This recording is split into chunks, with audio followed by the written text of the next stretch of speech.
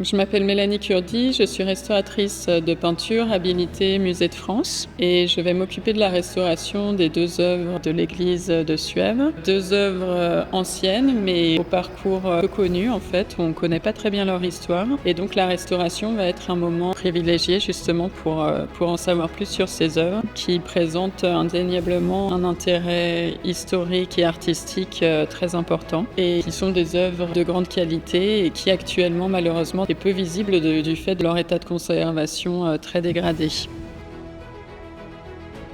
Je vous présente d'un peu plus près un détail de la nativité, un gros plan sur la Vierge et l'enfant. Donc on voit que l'œuvre est très très assombrie et tachée de brun, notamment sur le visage de la Vierge. Donc ça c'est des vieux vernis anciens, c'est un encrassement très très ancien, donc caractéristique d'une église. Donc là ce genre de choses perturbe vraiment très fortement la visibilité de l'œuvre. Donc c'est une des problématiques majeures de cette œuvre. Et l'autre, comme vous pouvez le voir là de manière assez évidente, c'est les nombreuses déchirures. Et ici, on a même l'impression que c'est des enfoncements dus à des doigts, malheureusement, parce que l'œuvre est située donc au-dessus de cet autel et donc accessible à taille humaine. Donc on imagine que les personnes voyant déjà des déchirures, les gens curieux s'approchent et enfoncent le doigt en fait. Une œuvre dans un état de conservation dégradé n'inspire pas le respect qu'inspire une œuvre parfaitement restaurée et ne tient pas les gens à distance. Et en fait, ça participe aussi à la dégradation de l'œuvre, malheureusement. Le fait que l'œuvre soit dégradée incite les gens à ce genre d'acte de vandalisme, malheureusement. Donc c'est aussi une des raisons pour lesquelles il faut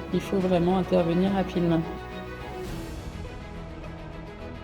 La deuxième œuvre qui doit être restaurée dans le cadre de cette campagne, c'est ce martyre de Saint-Laurent, donc sur le grill à l'huile bouillante. Donc là, c'est une œuvre qui semble encore plus ancienne, peut-être d'influence, voire peut-être d'origine italianisante. On le voit en fait à la tenue des personnages, qui est vraiment caractéristique, cette tenue aux couleurs très acidulées. Alors là, on ne distingue plus le côté acidulé, évidemment, à cause d'un vernis très ancien qui ternit énormément les couleurs. Mais là encore, la restauration permettra de retirer ce vernis très jauni, très altéré, et de retrouver les couleurs d'origine qui seront sans doute étonnantes et caractéristiques d'une œuvre peut-être de la Renaissance. Sachant que la grosse problématique de cette œuvre, c'est aussi la partie basse très dégradée et un support très très dégradé qui a été restauré donc probablement il y a une 60aine d'années, mais très mal. Vous voyez, le support présente des déformations importantes et des repeints très très larges. Alors là, pour le coup, qui défigure totalement l'œuvre. Là, vous voyez quelque chose d'extrêmement maladroit qui semble recouvrir entièrement des grandes plages de la couche picturale d'origine qui, comme on le voit, est pour le coup de très grande qualité. Donc on peut se demander ce qui se cache encore sous ce drapé très laid.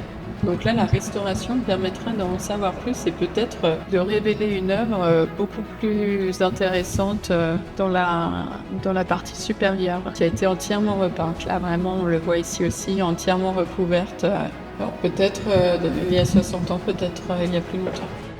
Nous comptons également ouvrir des souscriptions. Première souscription d'ailleurs sera sur les tableaux en 2024 et un travail également main dans la main avec la Fondation du patrimoine qui peut nous aider également sur ces souscriptions-là.